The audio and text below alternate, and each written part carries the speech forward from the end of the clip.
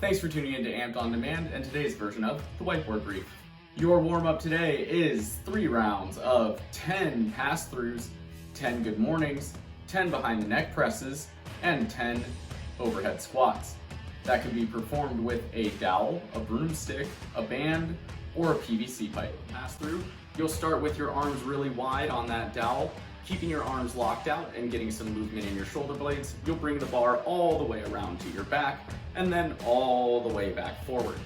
The good morning, you'll put the bar in the back rack position. That's where you would be doing a back squat. You'll get a soft bend in your knees, push those hips back till you feel a big stretch in your hamstring, making sure your back is flat the entire time. Then squeeze your butt and stand straight back up. For the behind the neck press, you'll keep the bar where it is and you will press from behind the neck to overhead, making sure the bar finishes directly over your shoulder, your arms are fully locked out, and your chest is up tall. For the overhead squat, you'll widen that grip back to the grip that you used for your pass-throughs, and then squat by pushing your hips back, then dropping straight down, making sure your back is flat and your knees are tracking your shoelaces and your weight is balanced across your foot. We also want to make sure our elbows are pointed out, not pointed back. So keep an active shoulder pressing that bar into the ceiling the entire time. The bar should be moving straight up and down. Remember guys, this is the warm-up, so I want you to take it slow and focus on full range of motion in each one of those movements. It's not about just going through the motions. For the workout, we got 5 rounds with 1 minute of rest between each round, 20 goblet step-ups, 20 sit-ups, 20 goblet squats, and 20 push-ups. Those step-ups can be performed on a box, on a chair, on a sturdy stool, or on a bench. Anything that can support your weight and that you can safely step onto will work for today. If we don't have something that we can step onto, we can substitute goblet lunges for the goblet step-up. For goblet step-ups, you'll hold a weight at your chest with your elbows down. Step up onto a box, making sure you step your full foot onto the box. Then slowly lower yourself down.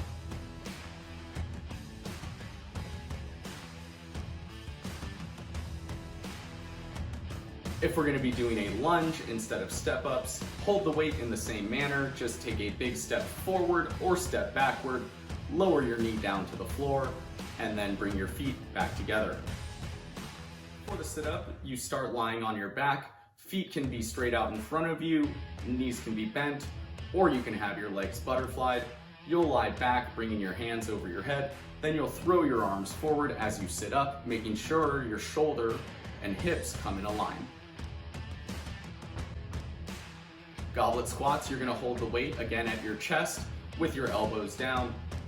You'll push your hips back, then drop straight down, making sure your chest is up. You maintain lumbar curve, your knees are tracking your shoelaces, and you're balanced front to back. Once your hips go below your knees, you're gonna drive through your heels and stand right back up.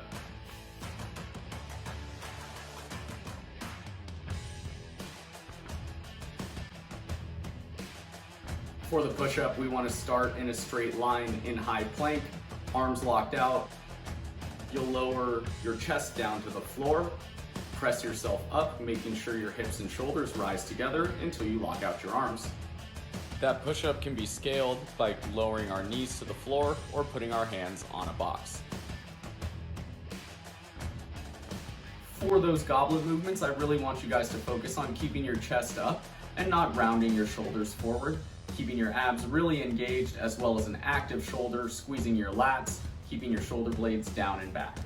The way I want you to approach this workout today, because we have that 1 minute of rest between each round, I'd like you to really try and go as hard as you can in each portion of work, limiting your rest and trying to do as many of those movements unbroken as you can.